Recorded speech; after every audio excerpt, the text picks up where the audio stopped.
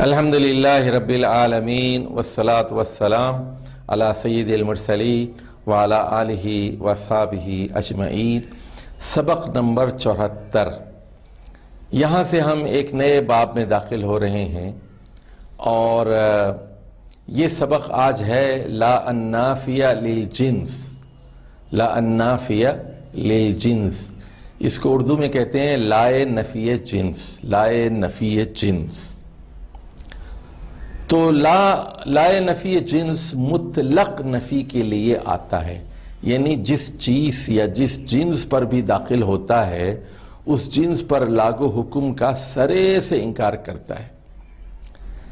اور اس کی تعریف یوں بیان کی گئی ہے کہ یہ وہ حرف نفی ہے جو نکیرہ اسم مبتدا کو منسوب کرتا ہے۔ نکیرہ اسم مبتدا کو، تو پہلے تو ذرا اس کو سمجھنے کی کوشش کرتے ہیں یہ جنس کیا چیز ہے۔ جنس تو نفی جنس اور جنس کیا چیز ہے، پہلے اس کو سمجھیں تو یہ پورا سبق آپ کے لیے آسان ہو جائے گا۔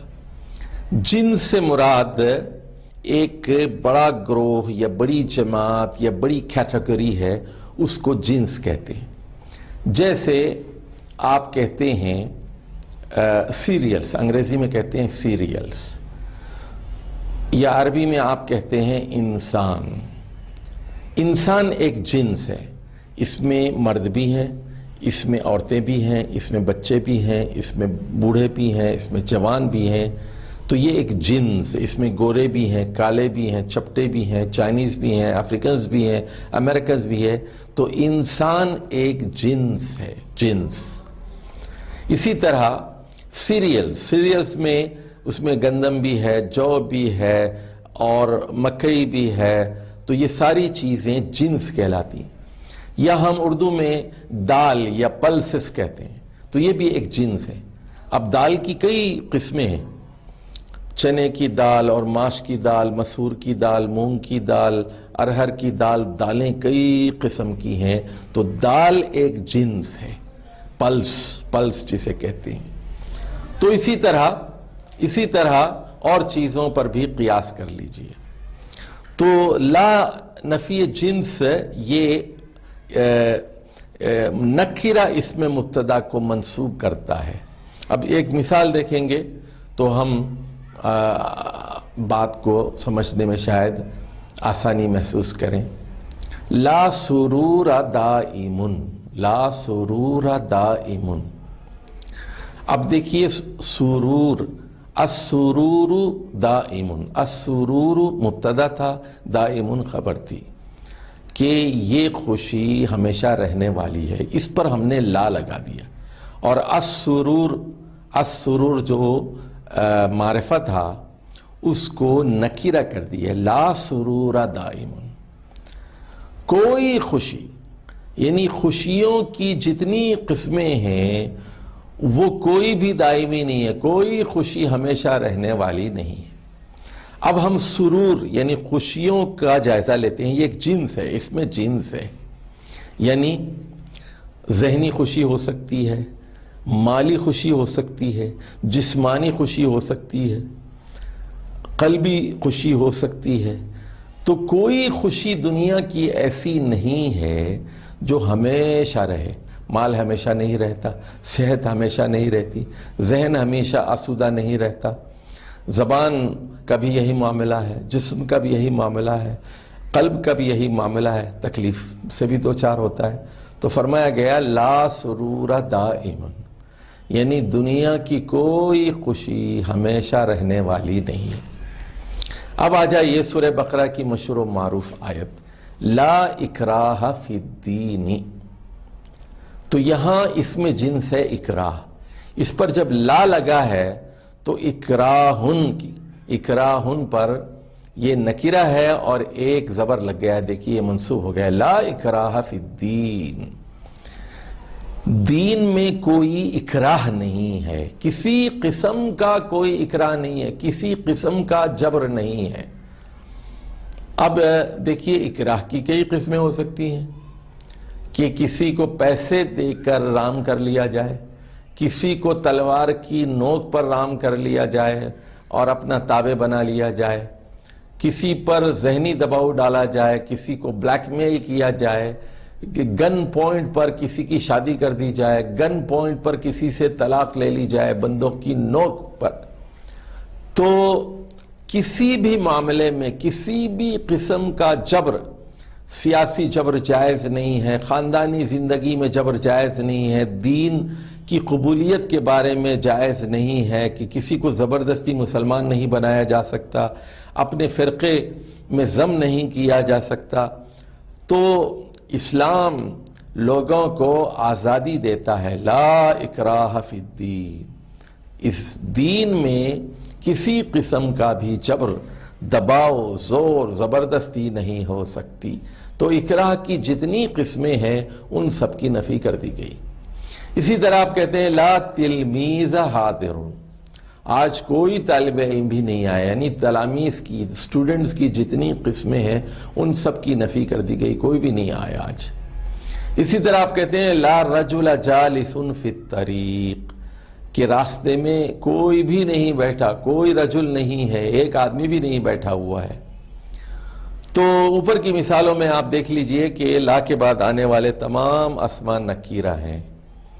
اب اس کے بعد چند ایک قواعد پر بھی نظر کر لیجئے۔ جب لا کے بعد اس میں معرفہ ہو یا لا اور اس کے اسم کے درمیان فاصلہ ہو تو ایسی صورت میں وہ اسم مرفوع رہے گا، اور ایک دوسرا لا اور اس کا اسم لانا ضروری ہوگا۔ مثال کے طور پر آپ کہتے ہیں للمرأۃ کسلانۃ وللبنت، للمرأۃ کسلانۃ وللبنت، نہ تو عورت کاہل ہے اور نہ لڑکی۔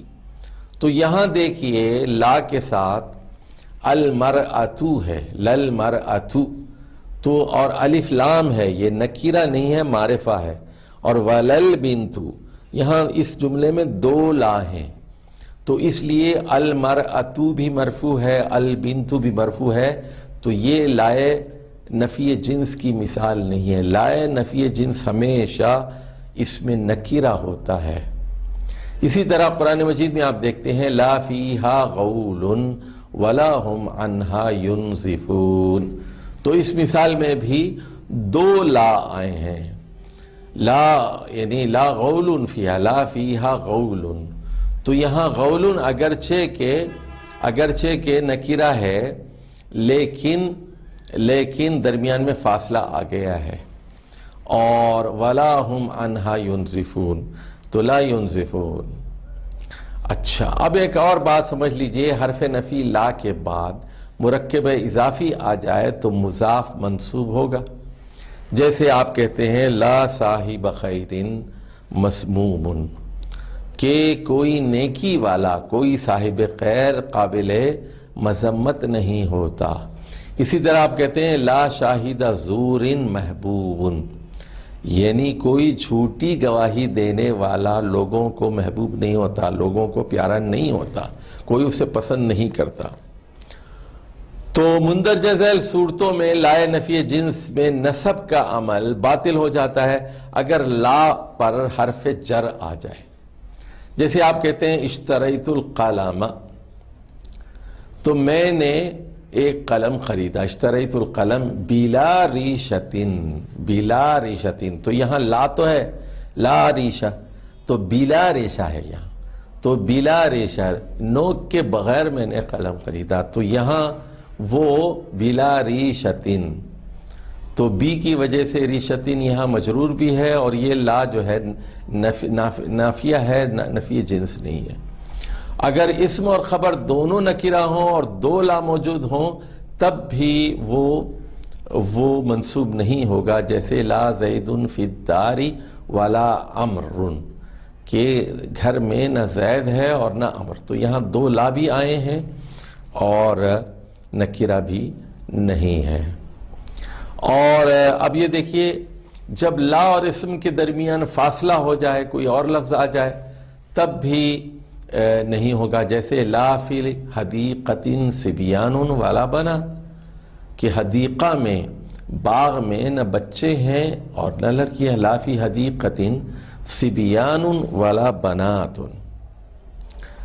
اب حرف نفی لا اپنے ما بعد اسم کو 3 شرطوں کے ساتھ منصوب کرتا ہے۔ نمبر 1، اگر مبتدا اور خبر دونوں نکرہ ہوں، اسم پہلے ہو اور خبر بعد میں ہو، لا کے بعد کوئی حرف جر نہ آیا ہو۔ اور کبھی کبھی ایسا بھی ہوتا ہے کہ تنوین کے ساتھ بھی لا آتا ہے اور وہ منصوب شبہ مضاف کی صورت ہوتی ہے، جیسے لا راکبن فرسن فی الطریق، کوئی گھڑ سوار راستے میں نہیں ہے۔ لا مسرفن فی مالہ محمود، تو جو اسراف کرنے والا آدمی ہے کوئی بھی محمود نہیں ہوتا، پسندیدہ نہیں ہوتا۔ اب قرآن کی چند مثالوں پہ ہم غور کرتے ہیں۔ لا ریب فیہ، ذالک الکتاب لا ریب فیہ، لا ریب، تو ریب کی ہزاروں قسمیں ہو سکتی ہیں۔ تو یہاں یہ بتایا جا رہا ہے کہ یہ وہ کتاب ہے جس میں کوئی چیز بھی مشکوک نہیں ہے، کوئی چیز بھی شک والی نہیں ہے، ریب والی نہیں ہے۔ اس میں وہ نہ اخلاقیات میں ہے، نہ عقائد میں ہے، نہ احکامات میں ہے، نہ عائلی زندگی میں ہے، نہ عقائد میں ہے، کوئی ریب ہی نہیں ہے اس میں۔ 100% اللہ کا کلام ہے، 100% حق ہی حق ہے۔ اور لا اکراہ فی الدین کی مثال گزر چکی ہے۔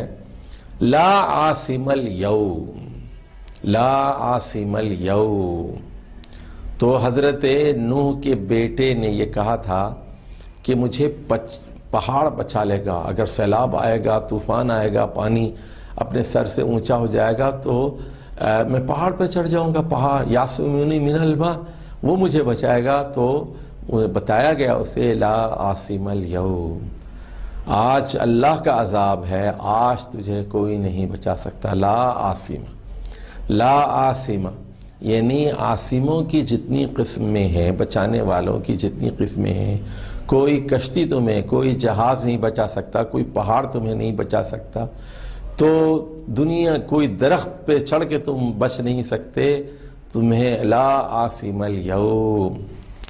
اسی طرح حضرت یوسف نے اپنے بھائیوں سے کہا تھا، جنہوں نے انہیں کنویں میں پھینک دیا تھا، لا تثریب علیکم الیوم، آج تم پر کوئی تثریب نہیں ہے، آج کے دن۔ تثریب، تو دیکھیے تثریب یہ منصوب ہے، اور یہ یعنی تثریب جنس کی جتنی قسمیں ہیں اور وہ کوئی بھی نہیں ہوگی، یعنی نہ میں تم کو ملامت کروں گا، نہ میں تم کو جیل میں ڈالوں گا، نہ میں تم کو کوڑے ماروں گا، نہ میں تمہیں قتل کروں گا، نہ میں تمہاری بے عزتی کروں گا۔ لا تثریب علیکم الیوم، تمہاری بے عزتی بھی نہیں ہوگی، یعنی تثریب اور مواخذے کی جتنی قسمیں ہو سکتی ہیں وہ کوئی بھی نہیں ہوگی۔ اور یہی وہ بات تھی جو رسول اللہ صلی اللہ علیہ وسلم نے فتح مکہ کے موقع پر بھی کہی تھی۔ تو اسی طرح سورہ انفال میں دیکھیے لا غالب لکم الیوم من الناس، تو آج دنیا کی کوئی طاقت یعنی لوگوں میں سے تم پر غالب نہیں ہو سکتی۔ اسی طرح ابن حبان کی حدیث ہے التائب من الذنب کمن لا ذنب لہ، یعنی گناہوں سے توبہ کرنے والے کی مثال ایسی ہے جیسے لا ذنب لہ، جس کا کوئی گناہ نہیں ہے۔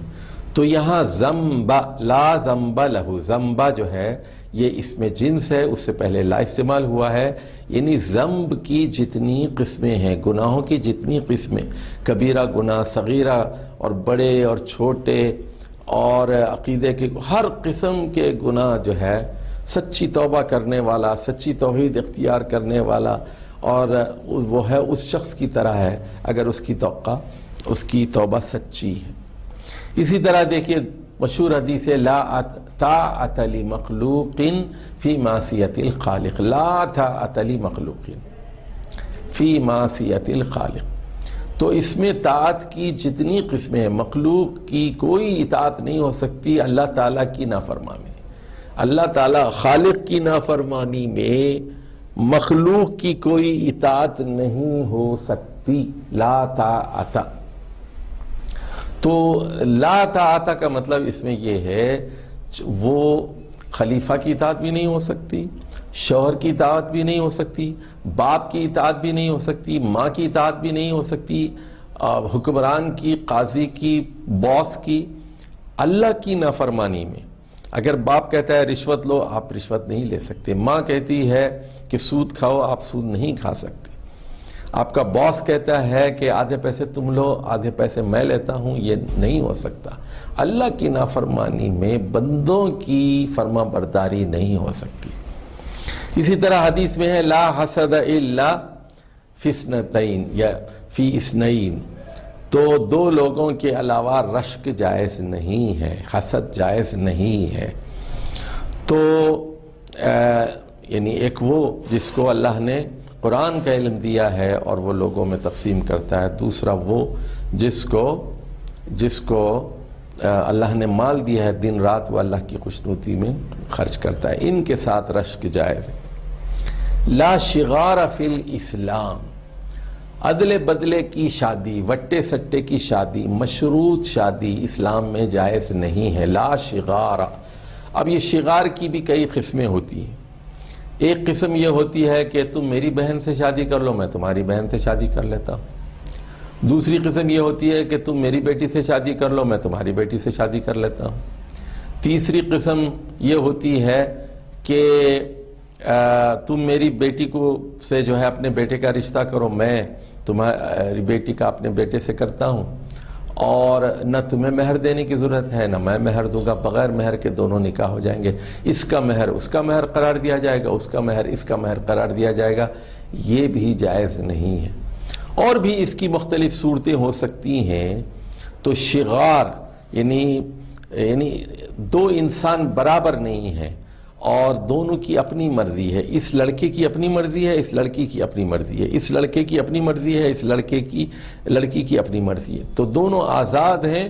اگر انہیں اپنا میاں پسند ہے تو وہ ہوگا، لیکن یہ نہیں ہو سکتا کہ وہ کسی چیز کے بدلے میں بیچ دیے جائیں اور ان کی شادی کر دی جائے۔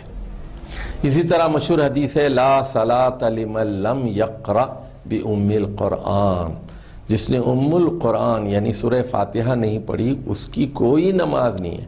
لا صلاۃ، لا صلاۃ کا مطلب ہے صلاۃ کی جتنی قسمیں ہیں، چاہے وہ فرض نماز ہو، چاہے وہ عید کی نماز ہو، چاہے وہ تراویح کی نماز ہو، چاہے وہ جنازے کی نماز ہو، چاہے وہ تہجد کی نماز ہو، نفل نماز ہو، سنت مؤکدہ ہو، غیر مؤکدہ ہو، نماز کی کوئی قسم ہو، لا صلاۃ لمن لم یقرأ بأم القرآن، جس نے اس شخص کی نماز ہی نہیں سمجھی جائے گی جس نے ام القرآن کو نہیں پڑھا۔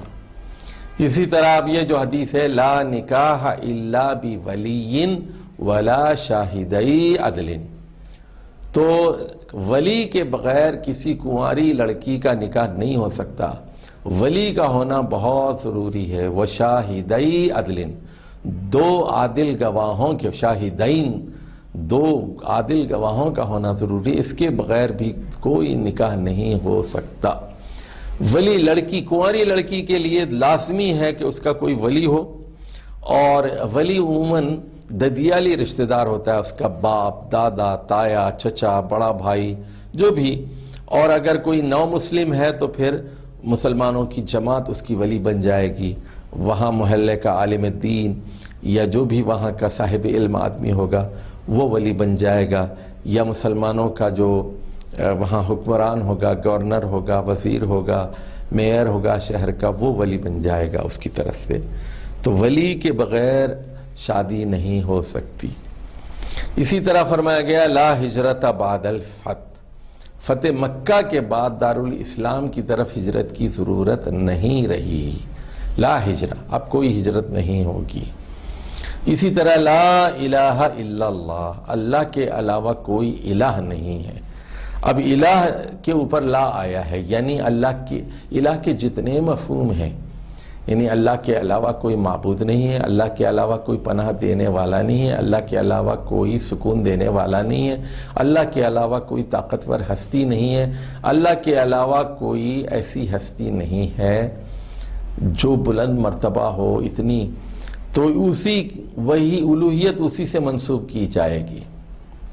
اسی طرح حدیث میں ہے لا وصال فی الصیام، کہ روزوں میں وصال جائز نہیں ہے، یعنی مسلسل روزے رکھنا جائز نہیں ہے۔ اسی طرح حدیث میں ہے لا ایمان لمن لا امانت لہ، اس شخص کا کوئی ایمان نہیں ہے جو امانت دار نہیں ہے۔ ولا دین لمن لا عہد لہ، اس شخص کا کوئی دین نہیں ہے جو عہد کا پابند نہ ہو۔ تو یہاں بھی آپ لا دین اور لا ایمان تو اور لا عہد لا امانت، تو یہ سب اسماء جنس ہیں، اور اسی طرح اور بہت ساری مثالیں ہو سکتی ہیں۔